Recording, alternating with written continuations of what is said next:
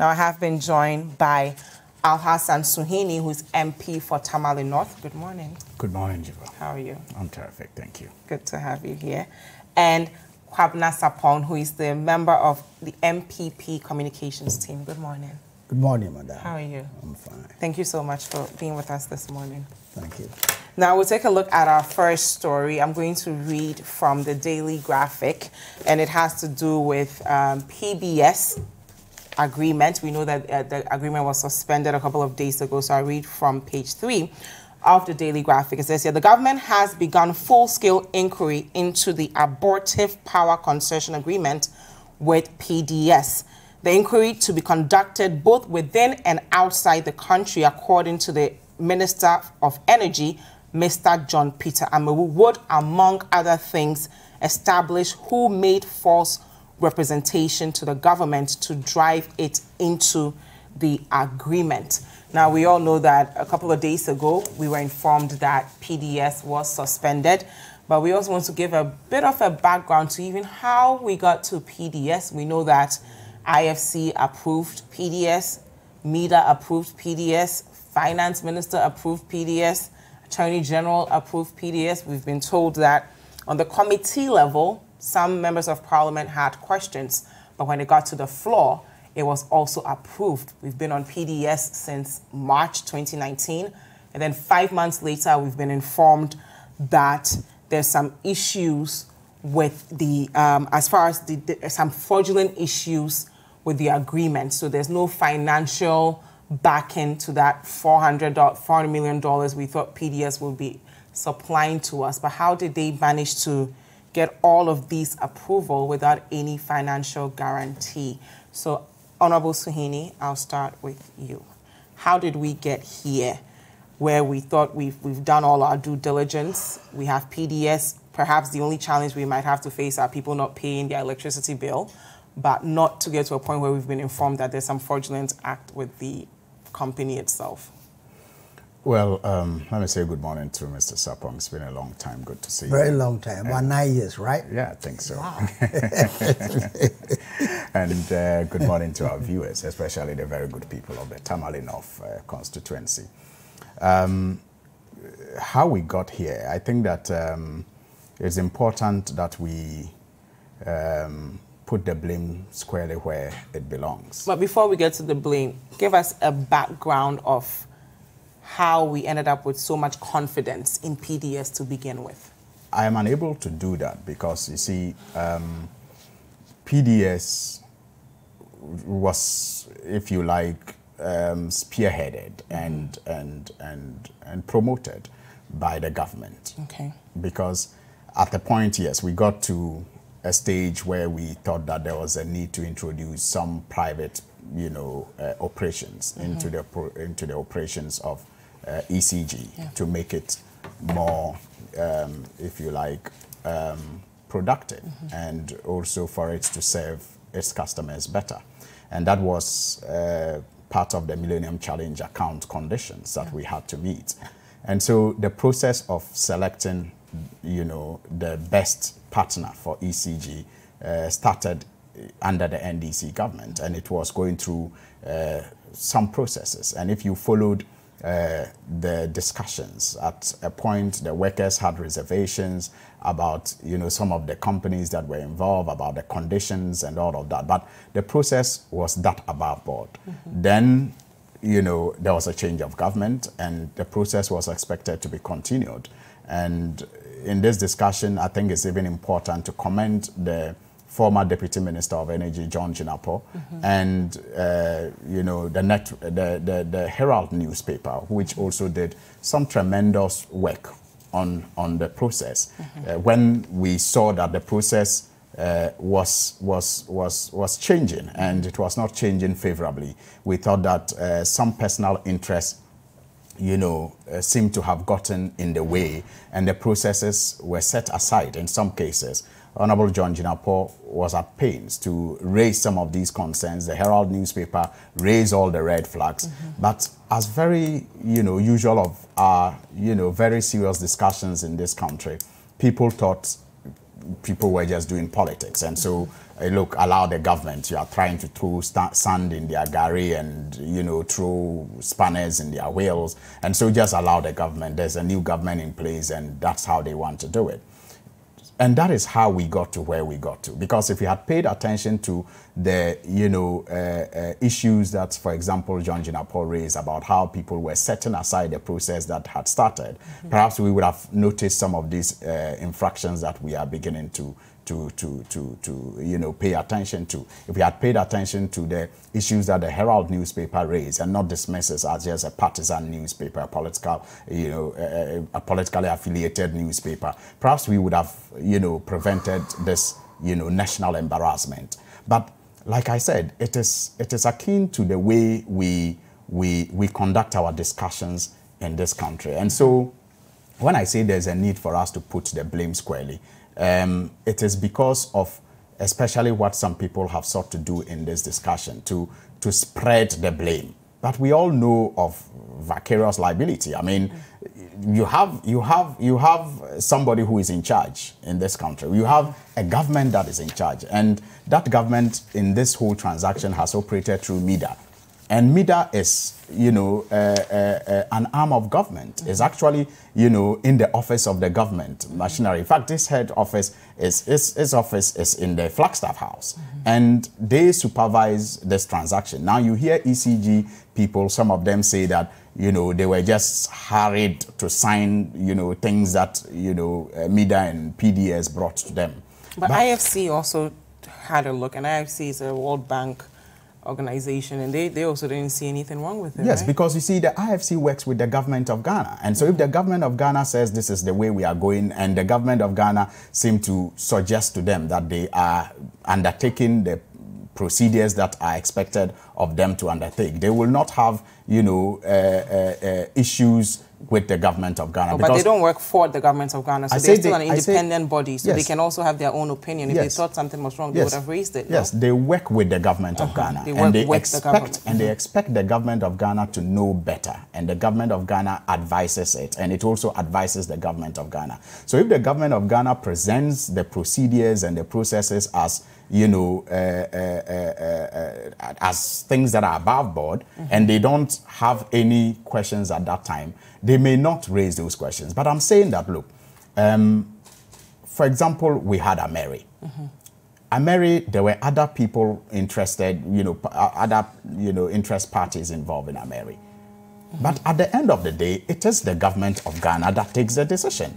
And so when the president came out to say that he was misled and fired the Minister of Finance, I expect him again and his, you know, managers to accept the blame that they have led all of us to this, you know, reputational damage, and perhaps, you know, assure us of remedies that they can provide at this stage, because this is simply fraudulent, and it's unacceptable that, you know, the government missed it. And I like the point that you made about what happened at the committee level. Members of the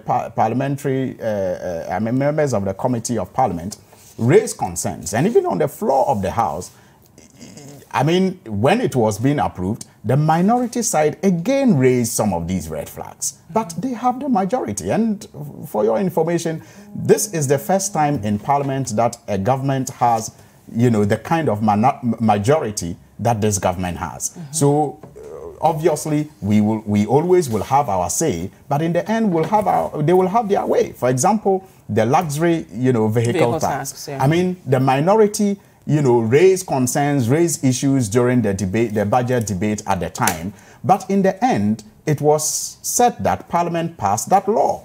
So you cannot at that point exonerate and say, okay, because Parliament passed that law, the whole of Parliament is to be blamed. When indeed, at the time that the law was being passed, Parliament raised objections, I mean, minority raised objections to it, but the majority, which is overwhelming, you know, passed it. And the majority belongs to the government. And so the government business was brought, and the majority supported the government business. So in this PDS case, it is the same thing. The government of Ghana brought that deal to Parliament through the finance minister, through the energy minister, and through MIDA, which is operating from the president.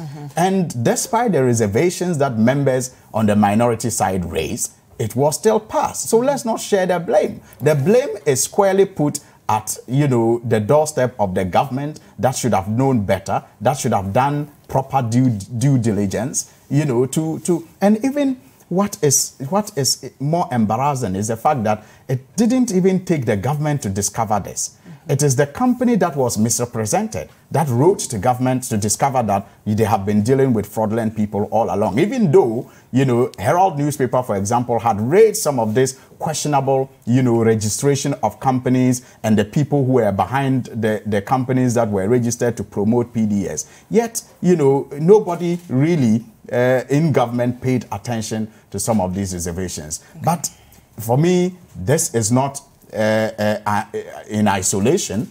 It is, you know, it is one of many, you know, if you like, cluelessness that this government thank you has very much, demonstrated. Honorable Suhuyini. Mr. Sarpong, I'll come to you now. Now, if we go back to the initial intention of even bringing in PDS and the private sector, it was supposed to help us industrialize as a country because we were struggling with our energy sector. And PDS is supposed to be locally driven. So for us to get to a point where we're even discussing something like the financial guarantee, there's something wrong with it.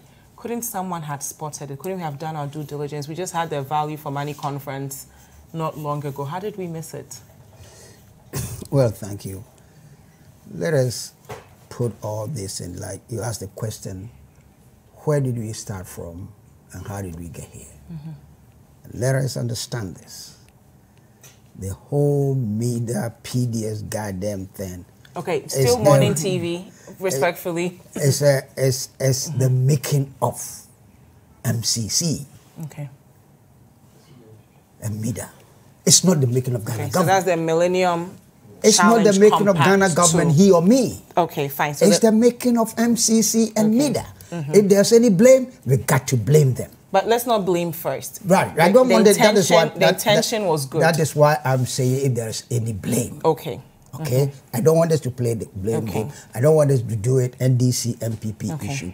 We've gone through it's a Ghana issue. It's a Ghana issue. We've gone through all those processes.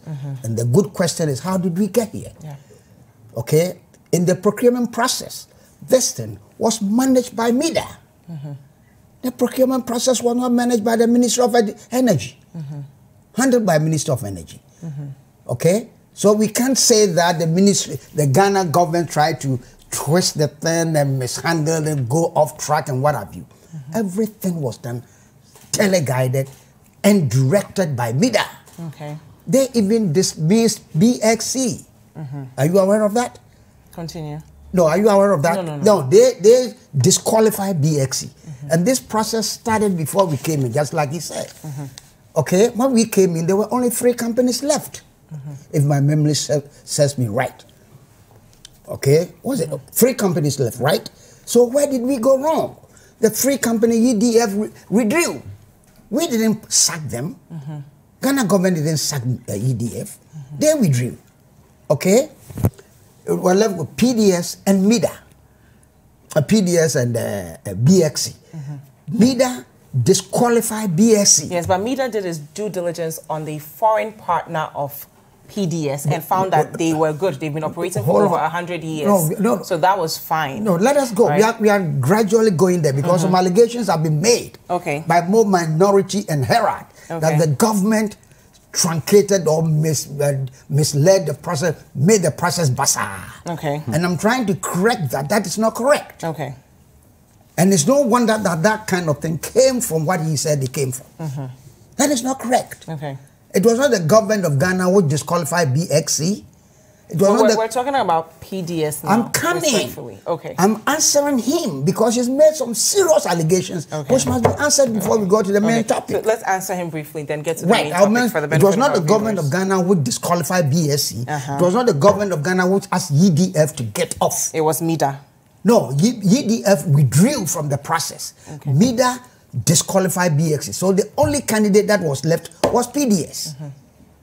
Okay? Now you said the people who were involved in PDS, the Ghana government didn't do anything. All that the government did was we came and made a 20% Ghana participation. And we said no. Okay? We want to go 51%. So when PDS won, if it is 51%, then they have to get Ghanaian partners.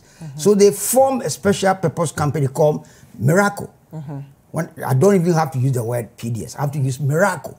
Miracle is the company that went to the tender and won.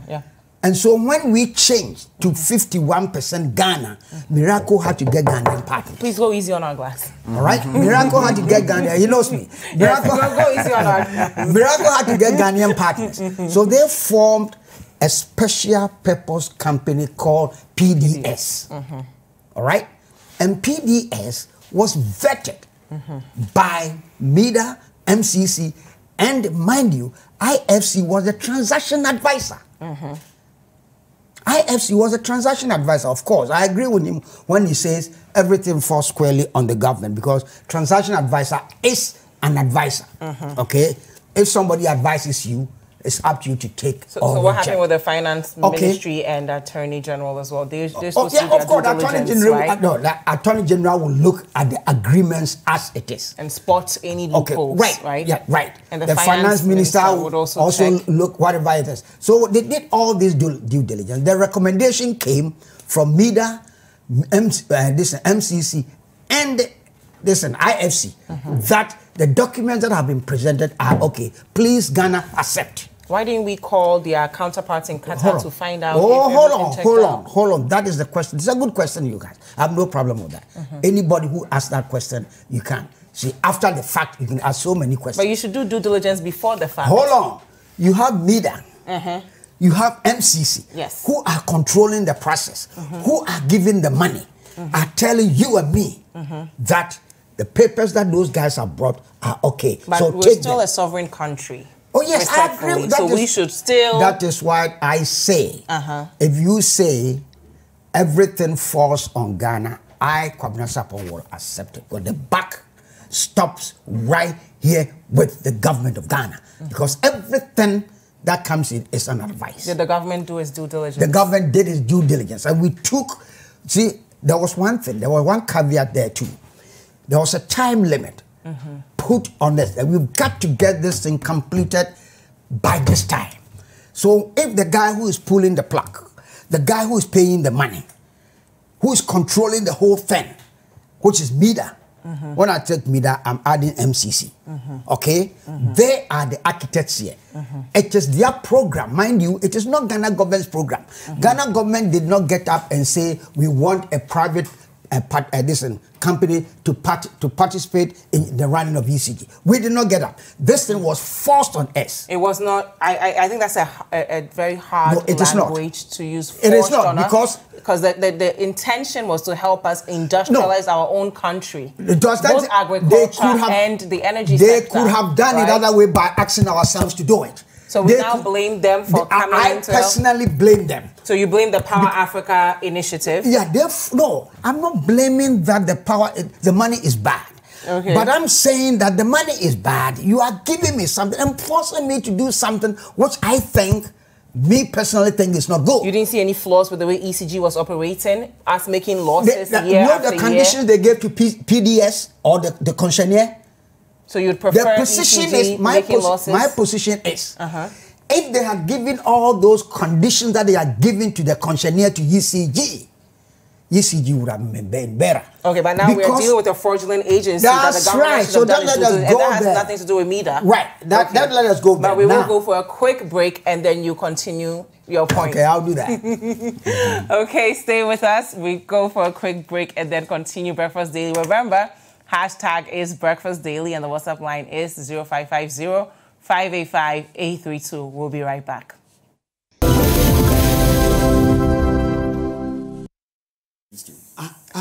Welcome back. This is Breakfast Daily on CCTV. We're discussing what went wrong with PDS. We know PDS has been suspended and we are investigating exactly what's going on with them as far as being liquid and some fraudulent accusations as well against them. I still have with me Alhassan Suhuyini, who is MP for Tamale North, and Kwabena Sarpong, who is a member of the MPP communications team, and he was just concluding his remarks on this topic first. So when we got the advice, okay, from MEDA and IFC, that these documentations that have been presented are okay, so take them so that we can move forward. We accepted and signed the agreement for it to take effect from March 1st. But we didn't stop right there, okay? We didn't stop. It's just like signing an agreement and telling somebody, go ahead, but these are conditions precedent.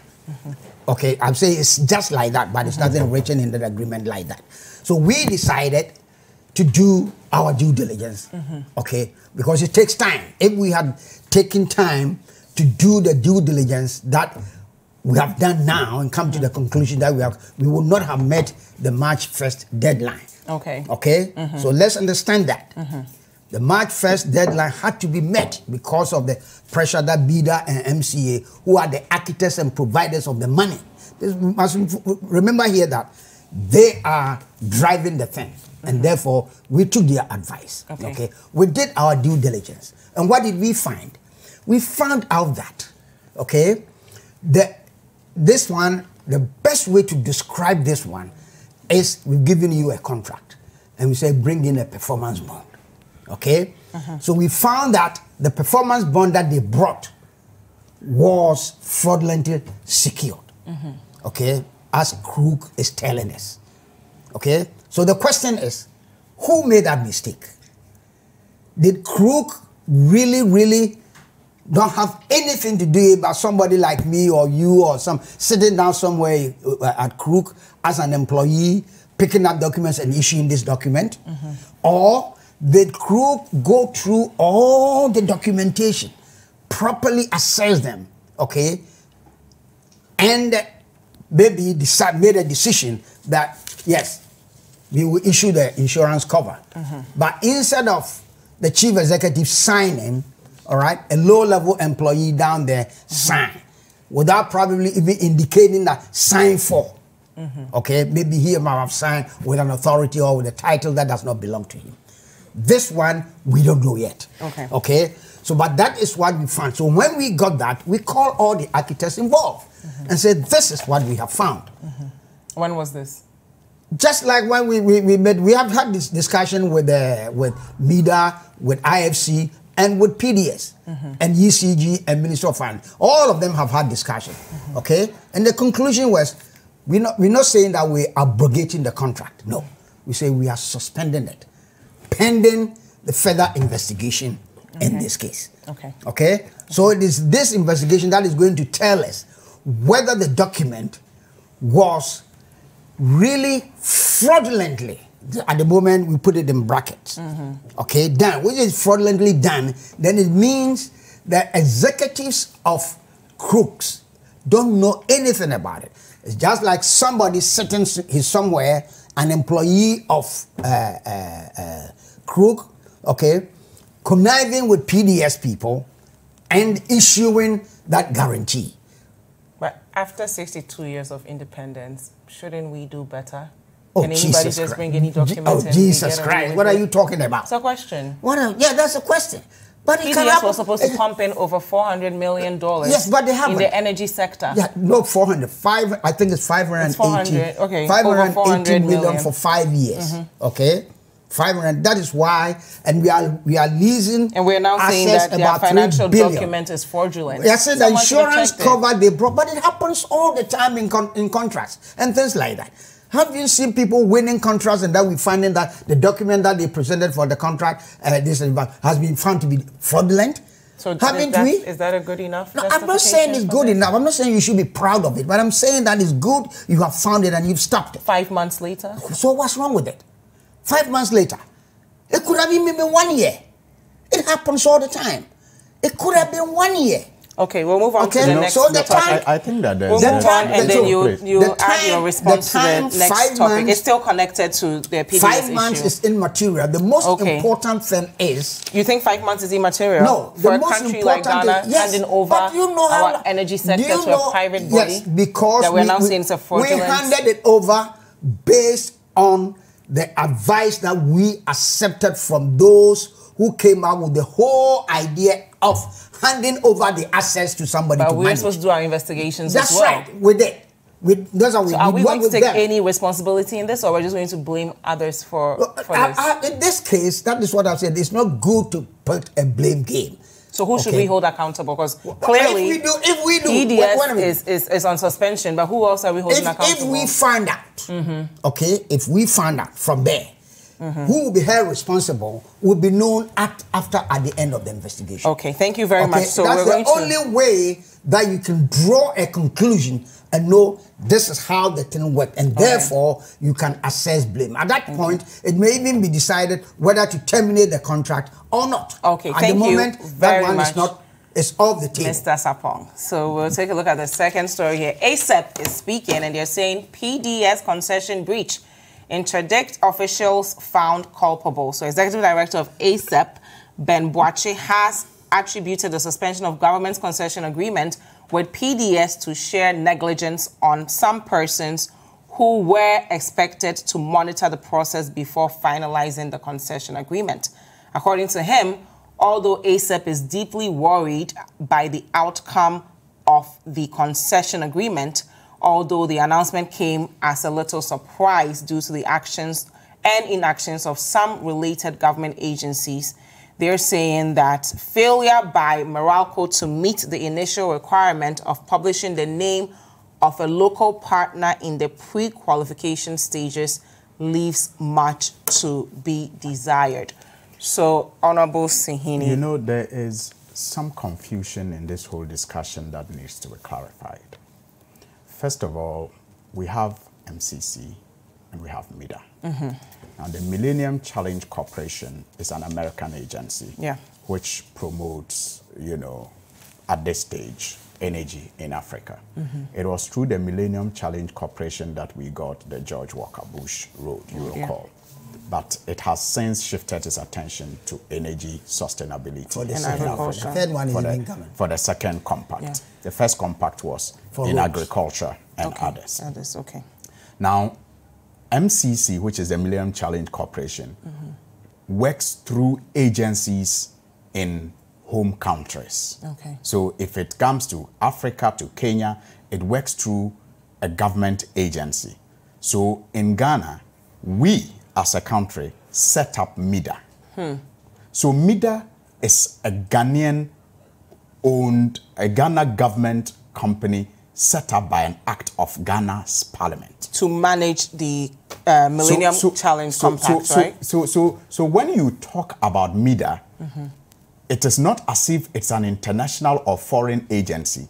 MIDA actually operates under the office of government. Okay, and he's saying we should blame MIDA. Okay. So the appointees of MIDA are made up of Ghanaians appointed by the government of Ghana. So let us not create the impression as if MIDA is working as an island without, you know, any relationship with government of Ghana. Okay. That is why I stated earlier that MIDA operates from the Flagstaff House. And so whatever MIDA was doing was being done at the Flagstaff House, and somebody is in charge of the Flagstaff House. Okay. And MIDA, like all other state agencies, work for the President of Ghana. It's an appointee of the President of Ghana. It's an agency of the government of Ghana. So if MIDA does something wrong, it's just like the finance ministry, or it's just like, if you like, the NPA, which is also set up by an act of parliament. So are you saying that if something happens at the NPA, you can't blame the government of Ghana? If NPA misleads us to take decisions in the energy sector that affects and embarrasses all of us, you can't blame the government of Ghana? I don't get that argument. So there's the need for us to make that clarification, that when they tell you that it is MIDA, they are telling you that it is government of Ghana, because MIDA is a government of Ghana agency set up by an act of parliament. Okay. So that clarification has to be made. So when, for example, ASEP tells you that some people need to be held responsible for that, you know, injury to our reputation as a country, as far as this deal is concerned, they are telling you that the Ghanaian managers of our country, in this case the president and his appointees, whoever played any role must be held responsible. And again, Mr. Sarpong says we did due diligence. We've done nothing. We haven't done FOCO. It is Al-Khartoum, I hope that's the name of the company, that wrote to us after they detected that, you know, they had been misrepresented in this whole transaction. We have done nothing on our own. Despite the cautions, despite the red flags, we ignored everything and went ahead. He also talked about the companies that withdrew from the process. Why did those companies withdraw? The companies raised objections just like the former deputy minister did about the process and said they were not comfortable with the process, and that is why they withdrew. But again, we looked on, trusting our government and our president that has continuously embarrassed us by the level of cluelessness that it exhibits. Who are even behind this Miralco PDS thing? Check the promoters of Miralco. They are all MPP apparatchiks. They are government, some of them are government appointees. So we need to confirm that. It is true. Okay. It is what it is. Check it. The registration of Miralco at the Registrar General is there. Their names are there. The addresses are there. Okay, so the promoters are there. They are MPP apparatchiks. And so this is a classical case of create, loot, and share. Okay. It has just blown in their faces, and there is an attempt to spread the blame and to confuse the issues. But it is one other example of the cluelessness that we have inflicted upon ourselves per the election of 2016. And it has to be accepted. I just can't understand why, once again, the president cannot man up like he did in the Ameri case, if indeed he has what it takes to punish the people who are involved in this matter, like he did in the Ameri case. Because whoever, and we know them, we know the people, their names have been mentioned, and we know the relationship that they have with the president. If he is that corruption and, you know, vice fighter that we are told he is, you'll expect him to begin to crack the whip down, because they may have convinced him that everything was being done above board. And it is clear to us that if he was not a party to it, I suspect he was. I suspect he knew, because, like I said, it's a classical case of create, loot, and share. Okay, so we all know those who are behind it. We'll now hear from Mr. Sarpong to wrap up first. Even in the operations of PDS, I mean, issues have been raised about how they take, charges that are paid, utility charges that are paid, the banks that they keep those, payments into, the trading that they do with the monies they take overnight. All of those have been raised. And who are the beneficiaries of this fraudulent, transaction? Okay. And you see, I'm not a lawyer, but the lawyers will tell you fraud vitiates everything. And so once we have detected that, there was some level of misrepresentation, pointing to some fraudulent act, you cannot be saying that you are suspending. Suspending when you have detected fraud. How do you suspend a contract when you have detected fraud? You just cancel the contract. Okay. That is what my basic law teaches me. Okay. That fraud vitiates everything. So in this case, the minister himself he has come out to confess to us. They're still investigating. Yes, but what is clear is that whatever guarantee was presented did not come from the company that it was supposed to be coming from. Yes, yes. That for us now, we have a letter from the company stating clearly that they were unaware of this guarantee. Okay, and so that is I have to move on now to Mr. Sarpong, but let me just quote Asa briefly. It said, government must cease with immediate effect the consumption of advance from IFC on the transaction This is because the IFC has proven incapable of defending the interest of its clients, in this case, the Ghana government and MEDA. Ghana government, should immediately audit the background of the beneficiaries and local partners in the PDS concession. So we now have clarity that MEDA was set up by government to manage the Millennium Challenge Compact 2. So it's actually made up of Ghanaians, government appointees. They're supposed to do their due diligence. Mr. Sarpong, please go ahead. Do you agree with ASEP that perhaps not only PDS should be held accountable, but even MEDA as well?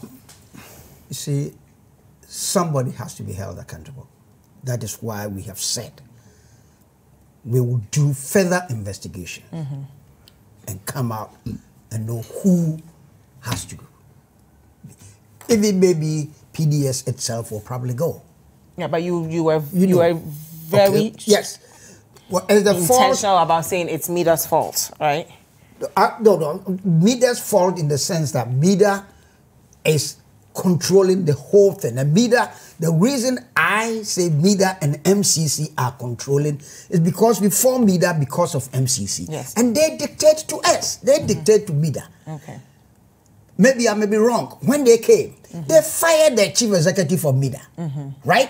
The U.S. government said, you cannot fire him. They put him back.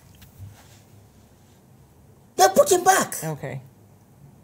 That's not correct. Do you want to confirm that? Is correct. That's not correct. That is correct. That is not correct. I am positive that is correct. Because Edson Benjamin was fired, and MEDA asked the U.S. government and MCC asked you to bring him back. No, Mr. Sapong, let's stick to the... Okay, let's go. He had a contract. He had a contract. The contract was... No, you just have to correct this. Okay, let's correct it. He had a contract. You know, his appointment was based on a contract. And so when he was asked to step aside, attention was drawn to the fact that the act establishing MEDA does not allow that. Just like the Bank of Ghana, you cannot just go and ask the governor of the Bank of Ghana to go because the governor was not appointed by you, because the person is governed by an act. It does not mean that it was a directive from MCC. We have done that all the time. We have acts that set up companies in Ghana. Chief executives have contracts. We ask them to go home.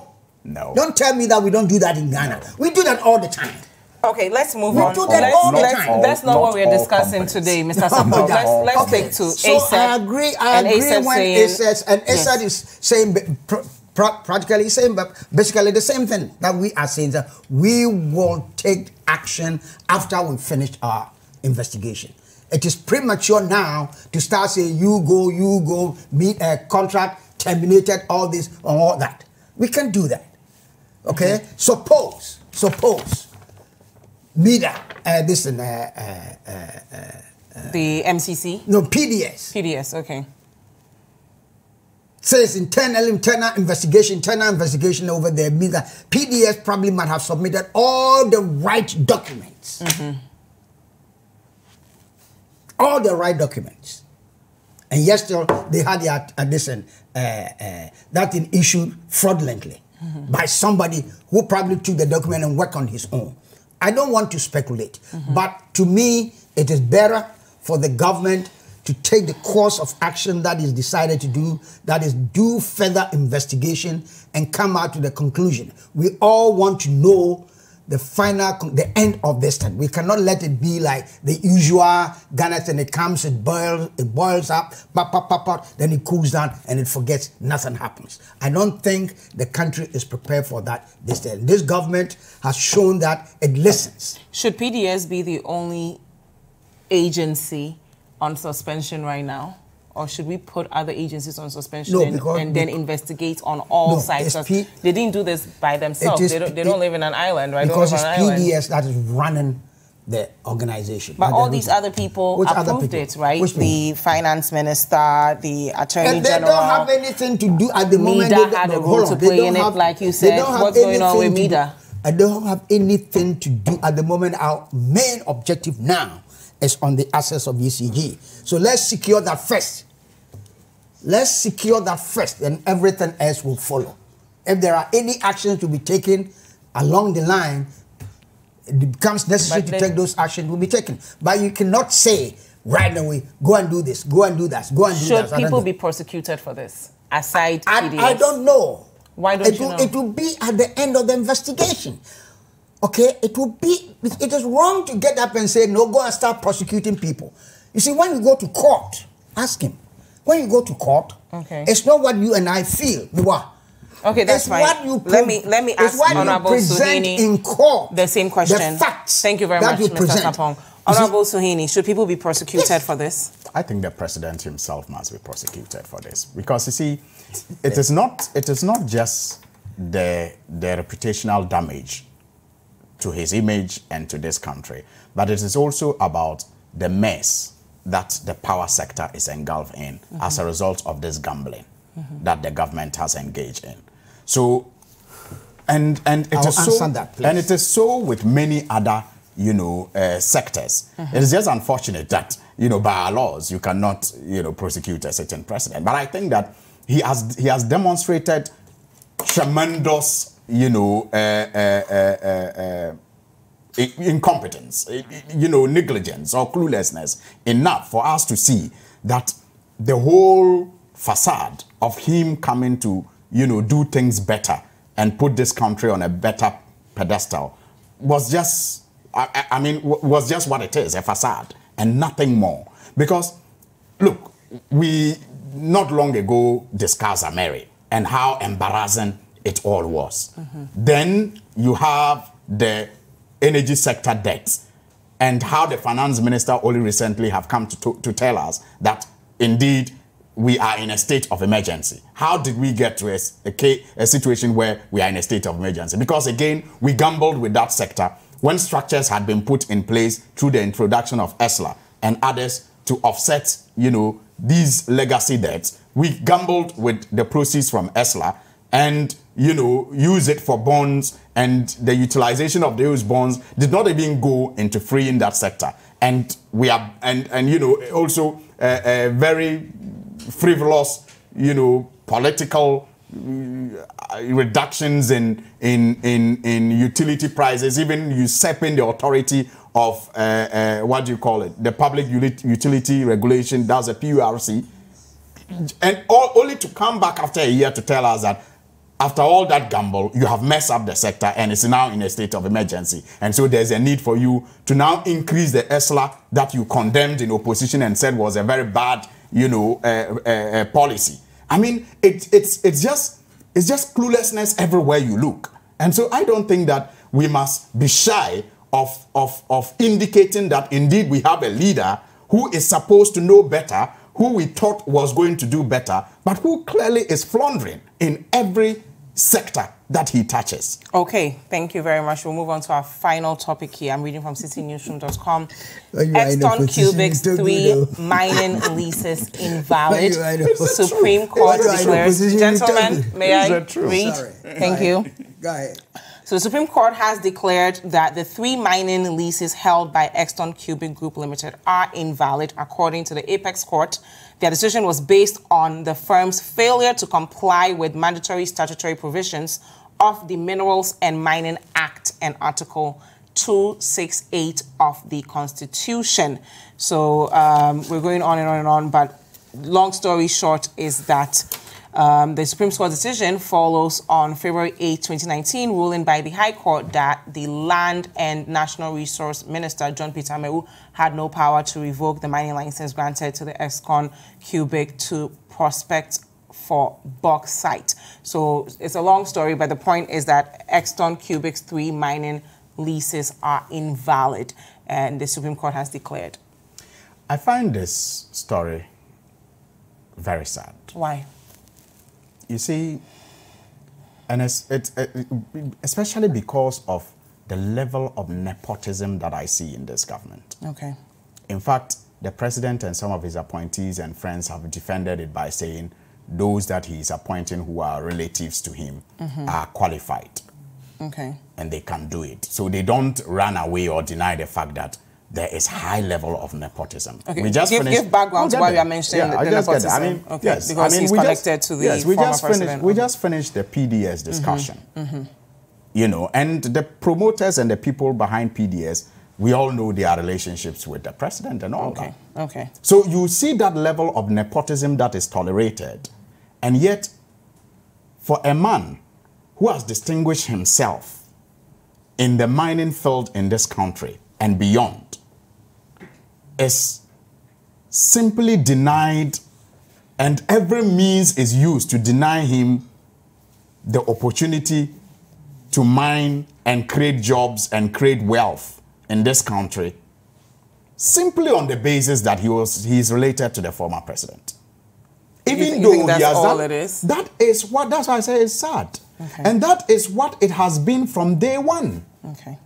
Even though they who are engaged in this vindictiveness know that this young man has been in the mining sector long before his brother even became vice president and president. But that's not what the Supreme Court said, right? I will get to the Supreme Court decision. Please do. We're running out of time. Which I respect but disagree with. Okay. You see, from the beginning, the government told us that because he is called Ibrahim Mahama and because he is related to the former president, he will not do this mining. Okay. The government made it clear.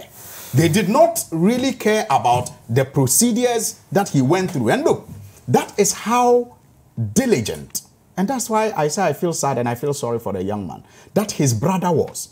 That even though the brother was vice president and later president for 4 years, it still took him more than 4 years to go through all the processes to acquire this mining concession because he did not enjoy any favoritism. Thank you very much. But then a new government comes and has been determined from day one to take that concession and guess what? Hand it over to foreigners, Chinese companies. Okay. Thank you very much. Isn't that just ridiculous? Okay. I disagree with the Supreme Court ruling, and I think that the lawyers will ask for a review if possible because the High Court ruled in his favor, assessed all the documents, but the government still, because they were determined to ensure that they teach him a lesson, like they have said in some quarters, thank you. Proceed to the Supreme Court to procure this ruling. Thank you very much. I disagree with, but I expect, to be reviewed. It. Thank you very much. Mr. Sarpong, briefly. This is a developing country. We are in a metamorphosis. We are trying to practice a system that is not ours. We are borrowing. Is this connected to the Supreme Court ruling? It is. Okay, please. It is. We don't have time. We have like 10 seconds left. So we must do what the people we are trying to study from have done to correct their system. Okay. It is not good for heads of state. Okay? And for people in power to behave in a certain way when it comes to blood relationship. It is not only in Ghana that such a thing is frowned upon. Okay, so you're saying presidents shouldn't appoint their cousins and brothers and relatives? I'm saying that they shouldn't behave in certain areas. Even the United States. I think they have stopped that. Kennedy appointed his brother as an attorney general. And so do you agree with Honorable Suhuyini then, right? No, I don't agree with him with saying that we are stopping him because he's president's brother. Okay. Right? I'm saying that it is not a good practice. Okay. And those that we are studying from have gone through this and they don't do it anymore. Thank you very much. Okay, that is why we must set the standards well, because I tell you, in 10 years, this country is going to be so rich. We're going to have so much money. If we don't put good systems in place, usually I say it in Chi. That's okay. Thank you very much. Kwabena Sarpong is member of the NPP communications team, and of course, Alhassan Suhuyini is MP of Tamale North. Thank you both so much for being with us this morning. And you at home as well for staying. Do not go anywhere. Breakfast Daily will be right back.